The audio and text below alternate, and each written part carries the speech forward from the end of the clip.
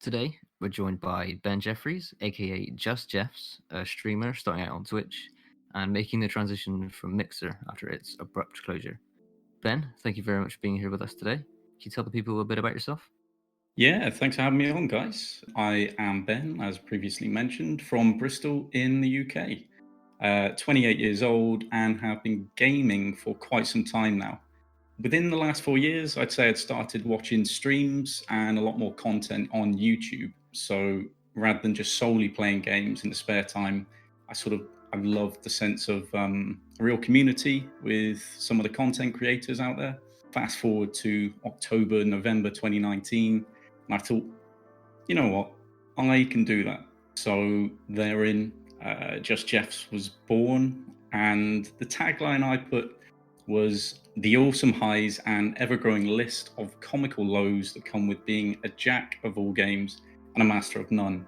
And that was with the goal of not being like a pro gamer or anything, but just to make a fun, chilled gaming community and, see where the hobby eventually took me.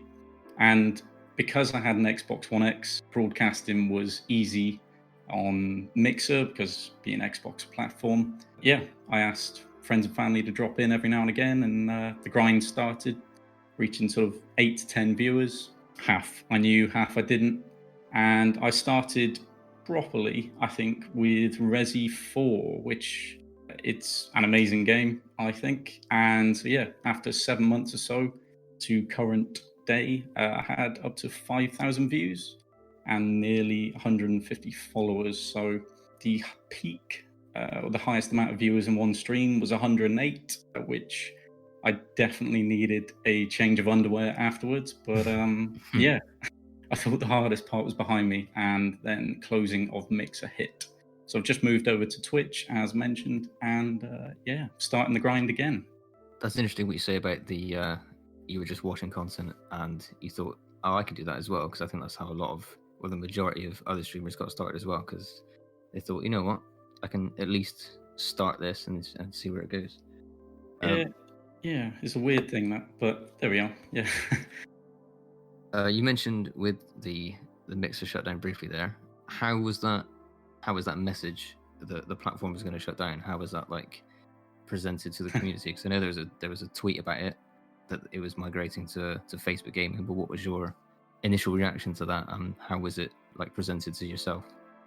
Well, I must have missed that tweet because I on the Monday I was streaming and I must have been about 5 or 10 minutes in, and I got notified by someone in chat and they told me, Mixer's going to be shutting down, and I thought, I watched the clip back and I saw my face and the life just drained out of it slowly. And the worst thing was on the Sunday, I'd had one of the best streams, and it was something like 7 or 8 new followers. We had plenty of views, and obviously, it's not just about the numbers, shall we say, but the hype was there, and that was what I was really enjoying as well. That sort of wave as we kept progressing, and then yeah, literally the next day, and even more ridiculous, I'd just built my first PC, which is an expensive thing, and that was on that weekend. So yeah, the news was sore to take, shall we say. I think Matt can definitely relate for the PC building. I think he's done that himself, and for Yeah, several other people over the years. it's no small task, and it's certainly not cheap. No, crikey. So you've mentioned that you've moved across to Twitch. Now, Mixer had a planned migration with Facebook Gaming. They were going to move everyone across. Why did you opt for Twitch and not Facebook Gaming? Uh, well, so initially, when I was looking at starting streaming, I had the option to go straight to Twitch, or there was Mixer, which it was easier because it was directly linked with the Xbox, but it still felt a gamble because it was a newer platform, and Twitch was the fully fledged platform it is today. So that was a gamble in first. Now, when Mixer's migrating to Facebook gaming, to go to Facebook, I'd have to say feels another gamble, because obviously Facebook is a social media platform. It's not built for gaming specifically. And I know they've put a ton of resources into this, but it just didn't, it was a sensible move to go to Twitch, I feel, rather than taking another gamble there, really. So No, I definitely hear that. That people associate Twitch a lot more readily with gaming. Like you said, you don't really think, I'm just going to jump on Facebook and watch my favorite streamer. It's not what you associate with it. That's right, yeah. And so I spoke to a couple of the people who, are regulars or in the Discord and that, and some of them said, I quite like being on Mixer or say Twitch, and I get to come up with my own name. I'm not, Ben Jefferies, for example. I'm whoever, and that side of it as well was quite nice for people. So I just felt, Twitch was the better play, really. For sure. Yeah, I think that was probably felt by the majority of people. They were a bit, they didn't just want to automatically be moved over to that. So I imagine a lot of people have migrated to Twitch as well. Obviously, it's very early for yourself on Twitch, but you seem to be getting back into the groove slowly. What's your impression of the platform overall, and what are the main differences that you noticed from Twitch to Mixer? Yeah, I mean, it is early days, but I guess the difference is, so with Twitch, you've got to be an affiliate or a partner to be able to access things called bits and cheer, and obviously the subscriptions and all of that. So that is quite a big thing that chat can interact with the stream, but that is monetized. So with Mixer, you had Embers, which was monetized also, but you also had Sparks, and Sparks were things that you could chuck into chat and they would come up on the screen. So you're interacting with the streamer and other viewers, and you earn them just by watching a stream or your favorite streamer. And then you could, as I say, spend them, which are free currency. And it just allowed them to have that extra interaction, which at the moment they don't have on Twitch. So that's quite a big thing that I've had feedback from the community so far. And I think it's quite overwhelming to sort of look at Twitch and know, because it's so fully fledged, that there's simply like the world of put this in your stream, put this in your stream, put this, and it's like trying to decide, do I want all the bells and whistles? Do I want some? So going from nothing to obviously having a new PC built and having the option to put all these things in, it's quite crazy, really. So yeah, it's strange. It's interesting that you say that, because I've only just kind of jumped on Twitch as a viewer in the last couple of months. I've always been aware of it, but I've never committed to a lot of people on it. But I've got that same feeling as a viewer that there's a lot of stuff on the screen, and I don't want to click on something in case I've just accidentally sent 100 quid to this random guy that I'm just looking at, that's playing Smash or something. So it's interesting that you say that from a content creator point of view, that I also feel that as a viewer. Yeah, I totally I try and see it from both points of view, really, because if I solely looked at my point of view, you get a bit narrow-minded. I think it's good to bit of reflect on both. So yeah, and obviously I get the feedback as well from a couple of the people who jump into the stream. So yeah, it is strange normal now, but yeah, we'll see how we go. So you mentioned a little bit in your last answer that there's a Twitch partner program. Do you feel supported by Twitch in your endeavors and ambitions? At the moment, Twitch, they don't know who I am, and they probably won't for a little while. I've just come on, and the way they operate, I guess, is they've got like an achievement book for a streamer. So you can look after the stream and check your channel analytics. And one of the things with these achievements, it'll say, congratulations, you've streamed for 5 hours today, or you've streamed 10 hours this week, and there's things that milestones, if you like, that'll keep track of how you get on. And in terms of partner or Twitch partners, you've got to, they lay out quite well how you get to that stage. And the stage before is affiliate, and they sort of measure how you've done over a 30-day period. And if if they feel that you've reached or ticked the boxes, then they'll sort of level you up, as it were. So at the moment, there's not a support as such. Unlike Mixer, I'd say, which maybe not necessarily from Mixer, but the community around Mixer was very focused on driving each other to be better and helping everyone else up. But obviously, being new to Twitch, I don't know if that's going to be the case or not. So, yeah. Do you think that was a case of that Mixer in itself as a platform was new, and so everybody coming in was looking to, give everybody an up, and then you return the favor? Whereas Twitch, because it's already so established, it has that effect where it's kind of every man for himself. Yeah, that's a really good point. I think so. And so coming across now, obviously, as you say, it is so fully established. It's overwhelming to see the numbers some days. You look and a game that was on Mixer had, say, Call of Duty, 5,000 viewers, and you look at Twitch and it's got 250,000 or whatever it is. And to try and get an audience from that is it's quite tough, I suppose, and trying to maybe branch out in that sense. I think to not just solely look to get the audience from Twitch. I think maybe even link up with previous Mixer streamers to sort of start that initial growth, perhaps. So yeah, I think that'd be a pretty cool idea if people that came over collaborate in some way. It'd be interesting to see if that happens.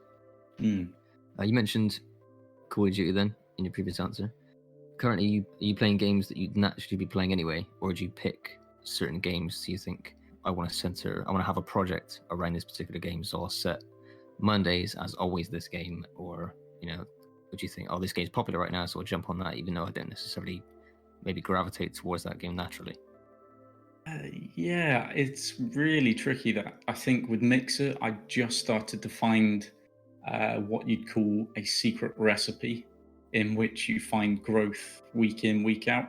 And that was, we started off playing games through. So like Resi 4, we played Resi 2, the remake, and Sekiro, just to name a few. And we decided to mix it up just to give a more varied feel rather. And so now on Twitch, it's really, I'd like to play what the people want as per se, but in Discord we've got games you'd like to see, and so they comment in there and say, oh, I'd like to see Gears of War, or I'd like to see Titanfall 2 campaign. So out of those I can sort of pick, oh yeah, I quite fancy that. So it is still down to me, but with the sort of direction from the chat at the moment. The only thing I'd say is you got to be careful, because it could be like, oh yeah, I really want to see this game. And you say, yeah. And without looking, you still want to be looking to attract an audience rather than just cater towards your initial audience as well. So it's a fine balance, I think. I'm open to a lot of games. So I always used to be single player games, and I'd occasionally play sort of Gears of War with mates and Call of Duty and stuff. And then before streaming, I couldn't really play a single player game for some reason. I'd just gone through this phase where I needed to be playing multiplayer, and probably just for the social aspect of it, for whatever reason. And yeah, now I've started streaming. It's certainly brought back a lot of these single player games. So it's, in that sense, it's been really, really nice to get back in touch with those style of games. We thoroughly enjoyed the Zelda stream the other day. Yeah, so that in itself, it's such a cool game, Zelda Breath of the Wild. So I've not played it through, and it is sort of my first playthrough. It's just whether there is the sort of desire to have it watched. I'm sure it is, in terms of numbers. It's a fine balance, though, as I say. So yeah, it's an interesting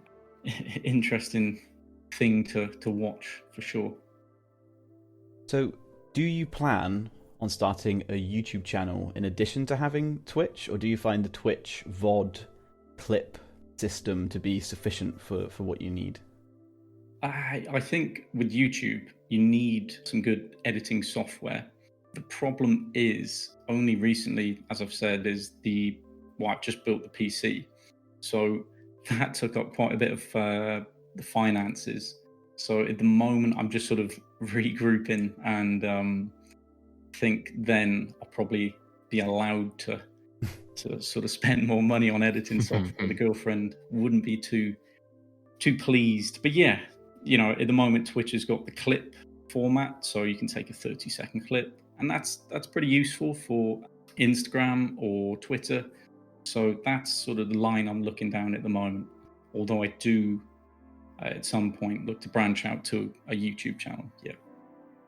I hear what you're saying about the video editing software. It's not only expensive on the off, and usually it's like a yearly subscription or something, but it's also the knowledge barrier to entry. Then you've got to then learn another new piece of software and get used to something else, and then it adds a whole stretch more to your routine, I suppose, when it comes to putting yourself out there. It's not just I'm going to set my streaming software up for Twitch, but you've also then got to have a recording of the video, get ready to edit it down, have an upload schedule or something. So yeah, I definitely hear what you're saying on that. Yeah, it's a whole other kettle of fish, isn't it? Really, like where I've got the PC and as the bells and whistles that are available for Twitch, it really is a whole new world, and I'm trying not to overwhelm myself with that. And so I think, as you say, it's probably a good idea not to go straight into that, work out the routine at the moment, how things are going with Twitch, and then down the line, when I've got time to learn a whole new skill group, I'll look to sort of branch out, I think. So yeah, it's a really interesting one, that, but yeah, we'll see. That makes sense to not run before you can walk. Jumping off the back of that, the YouTube topic, your girlfriend has semi-recently started her own educational YouTube channel.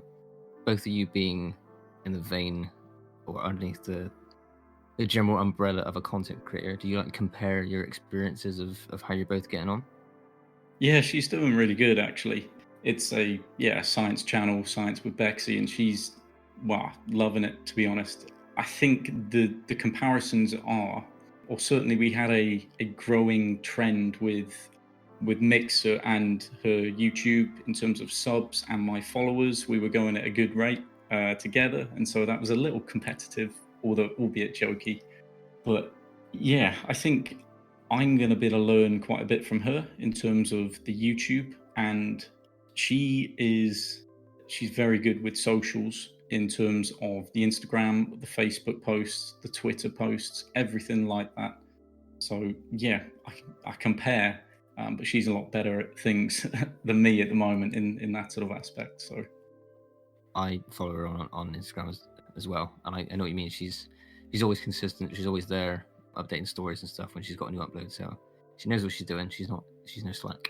Yeah, she's got my number at the moment, I think. You've mentioned a couple of times now about building your own PC, and we've spoken about the bells and whistles that come along with being a streamer, like having a schedule, managing social media accounts, and your equipment.